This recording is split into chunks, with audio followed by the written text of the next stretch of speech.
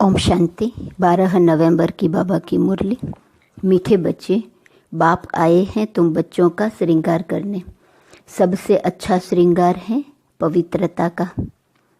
प्रश्न, पूरे 84 जन्म लेने वालों की मुख्य निशानी क्या होंगी? उत्तर, 1, वह बाप के साथ साथ टीचर और सतगुरु तीनों को याद करेंगे। ऐसे नहीं बाप याद आए तो टीचर भूल जाए। जब तीनों को याद करे तभी कृष्णपुरी में जा सके, अर्थात आदि से पाल्ट बजा सके। दूसरा, उन्हें कभी भी माया के तूफान हरा नहीं सकते हैं। ओम शांति। बाप पहले बच्चों को कहते हैं, यह भूल तो नहीं जाते हो, हम बाप के आगे, टीचर के आगे और सतगुरु के आगे बैठे हुए हैं। बाबा नहीं समझते कि सब कोई इस याद में बैठे हैं, फिर भी बाप का फर्ज है समझाना। यह है अर्थ सहित याद करना। हमारा बाबा बेहद का बाप भी है, टीचर भी है और बरोबर हमारा सतगुरु भी है, जो बच्चों को साथ में ले जाएगा। बाप आए ही हैं बच्चों का श्रृंगार करने, पवित्रता से श्रृंगार करते आते हैं। धन भी अथाह देते हैं, धन देते ही हैं नई दुनिया के लिए जहाँ तुमको जाना है। यह बच्चों को याद करना है। बच्चे गफलत करते हैं जो भूल जाते हैं। वह जो पूरी खुशी होनी चाहिए वह कम हो जाती है। ऐसे बाप तो कभी मिलता ही नहीं। तुम जानते हो हम बाबा के बच्चे जरूर हैं। वह हमको पढ़ाते हैं, इसलिए टीचर भी जरूर हैं। हमारी पढ़ाई है नई दुनिया अमरपुरी के लिए। अभी हम संगम युग पर बैठे हैं। यह याद तो जरूर बच्चों को होनी चाहिए। पक्का पक्का याद करना है। यह भी जानते हो इस समय कंसपुरी आसुरी दुनिया में है। समझो कोई को साक्षात्कार होता है, परंतु साक्षात्कार से कोई कृष्णपुरी उनकी डिनाइस्टी में नहीं जा सकेंगे। जा तब सकेंगे जब बाप, टीचर, गुरु तीनों को ही याद करते रहेंगे। यह आत्माओं से बात की जाती है। आत्मा ही कहती है, हाँ बाबा, बाबा आप तो सच कहते हो, आप बाप भी हो, पढ़ाने वाले टीचर भी हो। सुप्रीम आत्मा पढ़ाती है। लौकिक पढ़ाई भी आत्मा ही शरीर के साथ पढ़ाती है, परंतु वह आत्मा भी पतित तो शरीर भी पतित है। दुनिया के मनुष्यों को यह पता नहीं है कि हम नरकवासी हैं। अभी तुम समझते हो हम तो अब चले अपने वतन। यह तुम्हारा वतन नहीं है, यह है रावण का पराया वतन। तुम्हारे वतन में तो अथाह सुख है।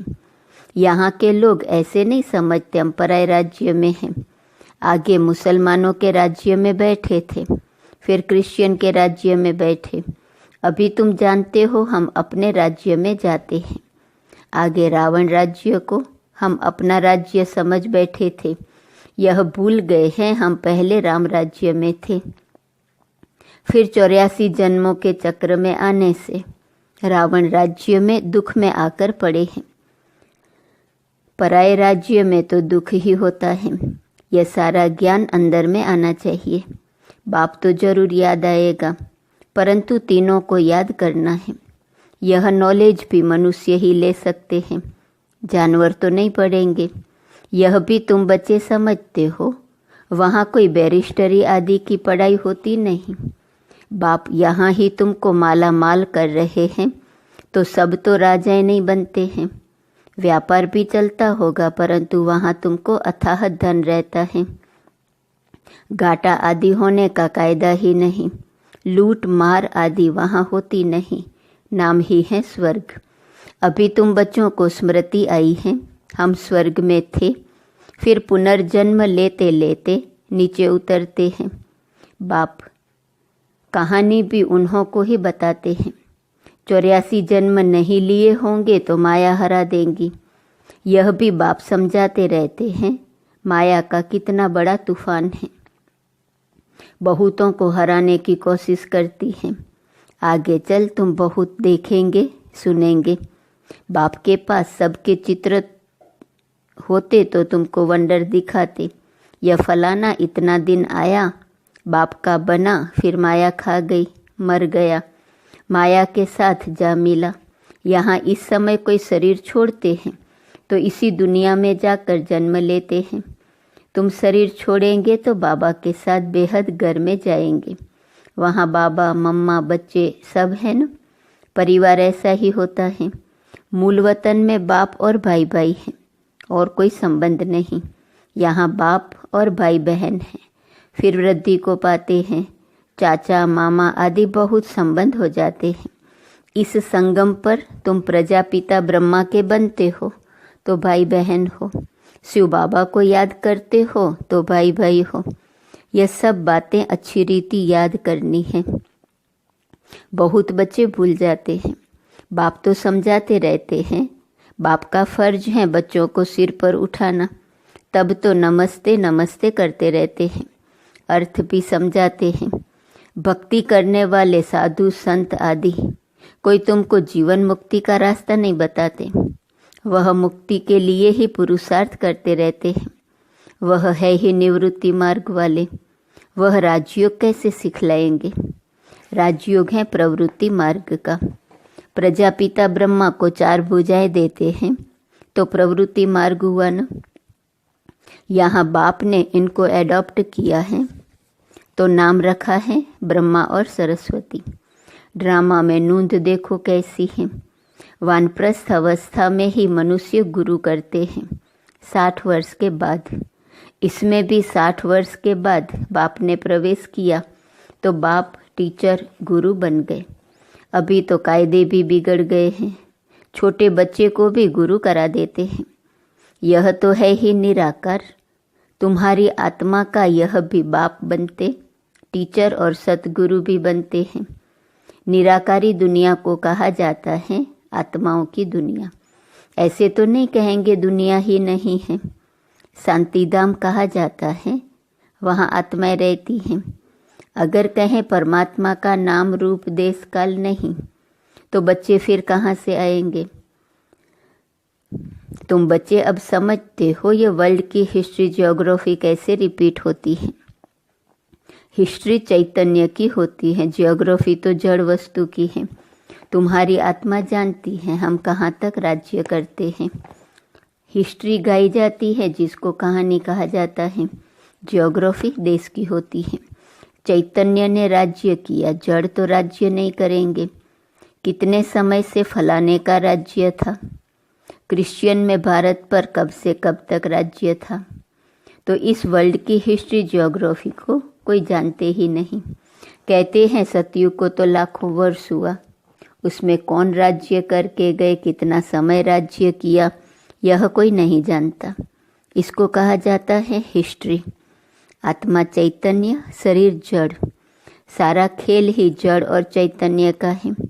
मनुष्य जीवन ही उत्तम गाया जाता है। आदमशुमारी भी मनुष्यों की गिनी जाती है। जानवरों की तो कोई गिनती कर भी न सके।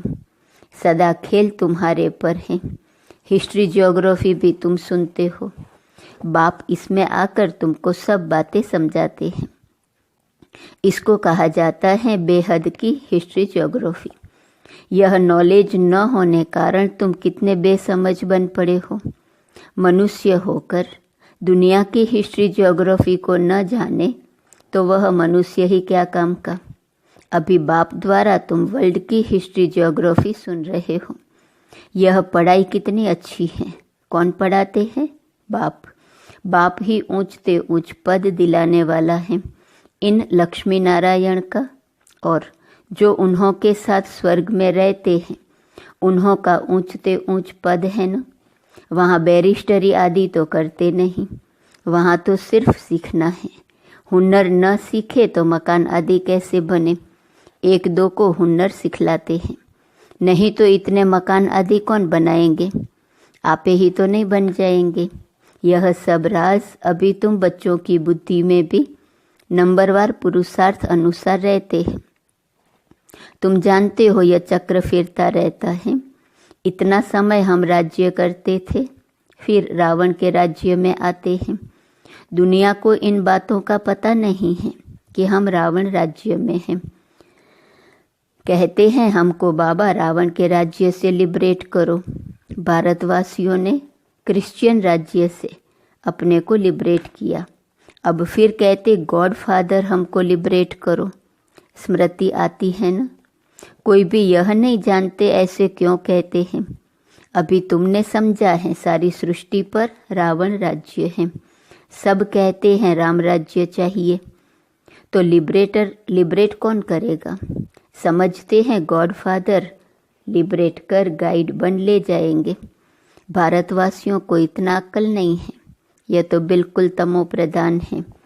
वह न इतना दुख उठाते न इतना सुख ही पाते हैं। भारतवासी सबसे सुखी बनते हैं तो दुखी भी बने हैं। हिसाब है ना। अभी कितना दुख है। जो रिलीजियस माइंडेड हैं वह याद करते हैं ओ गॉड फादर लिबरेटर, तुम्हारी भी दिल में है बाबा, आकर हमारे दुख हरो और सुख धाम ले चलो। वह कहते हैं शांति धाम ले चलो। तुम कहेंगे शांति धाम और सुख धाम ले चलो। अब बाप आया हुआ है तो बहुत खुशी होनी चाहिए। भक्ति मार्ग में कनरस कितना है, उनमें रियल बात कुछ भी है नहीं, एकदम आटे में नमक है। चंडिका देवी का भी मेला लगता है। अब चंडियों का फिर मेला क्यों लगता है? चंडी किसको कहा जाता है? बाबा ने बताया है चंडाल का जन्म भी यहाँ के ही लेते हैं। यहाँ रहकर खा पी कर कुछ देकर फिर कहते हमने जो दिया वह हमको दो। हम नहीं मानते, संशय पड़ जाता है तो वह क्या जाकर बनेंगे। ऐसी चंडिका का भी मेला लगता है। फिर भी सतयुगी तो बनते हैं ना। कुछ समय भी मददगार बने तो स्वर्ग में आ गए। वह भक्त लोग तो जानते नहीं, ज्ञान तो कोई के पास है नहीं। वह चित्रों वाली गीता है, कितना पैसा कमाते हैं। आजकल चित्रों पर तो सब आशिक होते हैं, उसको आर्ट समझते हैं। मनुष्यों को क्या पता देवताओं के चित्र कैसे होते हैं। तुम असल में कितने फर्स्ट क्लास थे, फिर क्या बन गए हो। वहाँ कोई अंधा काना आदि होता नहीं। देवताओं की नेचुरल शोभा होती है, वहाँ नेचुरल ब्यूटी होती है। तो बाप भी सब समझा कर फिर कहते हैं बच्चे बाप को याद करो। बाप भी हैं, टीचर सतगुरु भी हैं। तीनों रूप में याद करो तो तीनों वर्ष से मिलेंगे। पिछाड़ी वाले तीनों रूप में याद कर नहीं सकेंगे, फिर मुक्ति में चले जाएंगे। बाबा ने समझाया है सूक्ष्म वतन आदि में जो कुछ देखते हो यह तो सब है साक्षात्कार की बातें। बाबा हिस्ट्री ज्योग्राफी सारी यहाँ की बताते हैं। इनकी आयु का किसको पता नहीं है। अभी तुम बच्चों को बाप ने समझाया है, तुम फिर कोई को भी समझा सकते हो। पहले पहले तो बाप का परिचय देना है। वह बेहद का बाप है, सुप्रीम। लौकिक बाप को परमात्मा व सुप्रीम आत्मा कभी नहीं कहा जाता। सुप्रीम तो एक ही है जिसको भगवान कहा जाता है। वह नॉलेजफुल है तो तुमको नॉलेज सिखलाते हैं। यह ईश्वरीय नॉलेज है, सोर्स ऑफ इनकम। नॉलेज भी उत्तम मध्यम कनिष्ठ होती है ना। बाप है ऊंचते ऊंच तो पढ़ाई भी ऊंचते ऊंच है, मर्तबा भी ऊंच है। हिस्ट्री ज्योग्राफी तो जट जान जाते हैं, बाकी याद की यात्रा में युद्ध चलती है। इसमें तुम हारते हो तो नॉलेज में भी तुम हारते हो। हार कर भागंती हो जाते हैं तो नॉलेज में भी भागंती हो जाते हैं। याद में भागंती हुए तो नॉलेज में भागंती हो जाते हैं। फिर जैसे थे वैसे बन जाते हैं और ही उनसे भी बदतर। बाप के आगे चलन से देह अभिमान जट प्रसिद्ध हो जाता है। ब्राह्मणों की माला भी है, परंतु कईयों को पता नहीं है कि हम कैसे नंबरवार यहाँ बैठे। देह अभिमान है न। निश्चय वाले को जरूर अपार खुशी होगी। किसको निश्चय है हम ये शरीर छोड़कर प्रिंस बनूंगा? पूछते हैं बाबा किसको निश्चय है कि हम ये शरीर छोड़कर प्रिंस बनूंगा? सबने हाथ उठाया। बच्चों को इतनी खुशी रहती है। तुम सब में तो पूरे दैवी गुण होने चाहिए, जबकि निश्चय है। निश्चय बुद्धि माना विजय माला में पीरोवंती, माना सहजादा बनंती। एक दिन जरूर आएगा जो फॉरेनर्स सबसे जास्ती आबू में आएंगे और सब तीर्थ यात्रा आदि छोड़ देंगे। वह चाहते हैं भारत का राजयोग सीखें। कौन है जिसने पैराडाइज स्थापन किया? पुरुषार्थ किया जाता है। कल्प पहले यह हुआ होगा तो जरूर म्यूजियम बन जाएगा। समझाना है, ऐसी प्रदर्शनी हमेशा के लिए लगाने चाहते हैं। 4-5 वर्ष के लिए लीज पर भी मकान लेकर लगा सकते हैं। हम भारत की ही सेवा करते हैं, सुखधाम बनाने के लिए। इसमें बहुतों का कल्याण होगा। अच्छा, मीठे मीठे सिकिलदे बच्चों प्रति माता पिता बाप दादा का याद, प्यार और गुड मॉर्निंग। रूहानी बाप की रूहानी बच्चों को नमस्ते। रूहानी बच्चों की रूहानी बाप को नमस्ते नमस्ते नमस्ते। धारणा के लिए मुख्य सार। पहली पॉइंट, अपार खुशी में रहने के लिए सदा स्मृति रहे कि स्वयं बाप हमारा श्रृंगार कर रहे हैं। वह हमें अथाह धन देते हैं। हम नई दुनिया अमरपुरी के लिए पढ़ रहे हैं। दूसरी पॉइंट, विजय माला में पिरोने के लिए निश्चय बुद्धि बन दैवी गुण धारण करने हैं। जो दिया उसे वापिस लेने का संकल्प कभी न आए। संशय बुद्धि बन अपना पद नहीं गंवाना है। वरदान, क्रोधी आत्मा को रहम के शीतल जल द्वारा गुणदान देने वाले वरदानी आत्मा भव। आपके सामने कोई क्रोध अग्नि में जलता हुआ आए, आपको गाली दे, निंदा करे, तो ऐसी आत्मा को भी अपनी शुभ भावना, शुभ कामना द्वारा, वृत्ति द्वारा, स्थिति द्वारा गुणदान या सहनशीलता की शक्ति का वरदान दो। क्रोधी आत्मा परवश है। ऐसी परवश आत्मा को रहम के शीतल जल द्वारा शांत कर दो। यह आप वरदानी आत्मा का कर्तव्य है।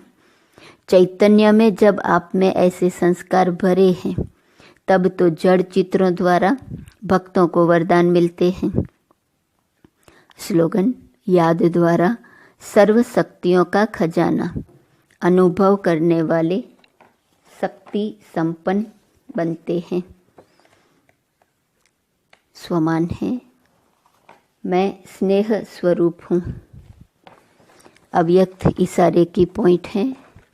12 नवंबर, मनसा में शुभ भावना, वाणी में बाप से संबंध जुड़ाने वाले शुभ कामना के श्रेष्ठ बोल और संबंध संपर्क में आने से स्नेह और शांति के स्वरूप से आकर्षित करो। इसके लिए स्मृति, वाणी और कर्म में श्रेष्ठता को धारण कर प्लान बुद्धि बनो। कोई भी पुराने संस्कार का दाग न हो, तब प्लान और प्रैक्टिकल एक हो जाएंगे। फिर सफलता एरोप्लेन माफिक उड़ेंगी। ओम शांति।